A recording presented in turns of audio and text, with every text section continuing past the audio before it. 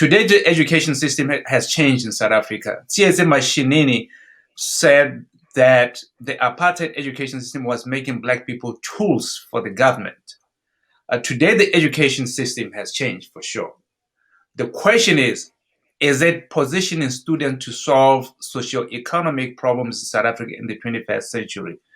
Is it decolonized enough? You touched a little bit on this. I think it has changed, but I don't think it has completely changed. Because when I remember South African system, the bank, they would teach about Jan van Riebeeck came into the Cape in 1652. And they will tell Louis Trichardt, Hendrik Potgieter, Gerrit Maritz, Andries Pretorius, and Pieter Dief are the people. So that's what's the concept of what South Africa is.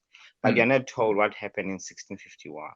We were there. But then that's because we are told what the people that decided to tell us something, but we have our own history. And I think that's where it has to really change to go back to who we are, the Khoikhoi, question our history, etymology, the first human race, the first Homo sapiens, the first humans to walk on earth from North Johannesburg, the cradle of humankind. And if we talk about who we really are, the oldest human race, that history is extremely critical, because that's what gives people the courage and identity of who they are. How do you control people? By taking away who they are. But if people know who they are, then you cannot control them.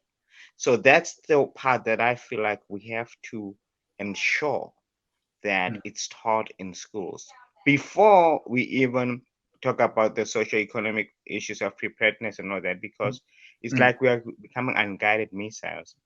And if Okay. you don't have a strong foundation, then you have no identity. And if you don't have the identity, you don't care.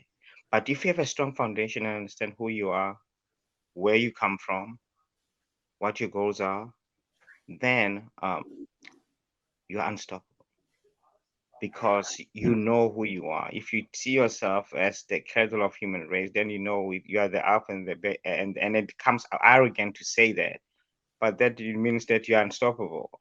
Everything comes after you, and if you understand who you are and you understand that you gave the human race life, then who can stop you? And by taking that away from you, then that's extremely important, and that's what has motivated me personally, because that's how I see it. And that's the key. But if you are taught like, oh no, you are no, I know I'm not. I know who exactly I am. You know what I mean? Nobody can, and it's not arrogance, it's confidence, but it's history. And we need to teach that, because once we tell our people who they really are,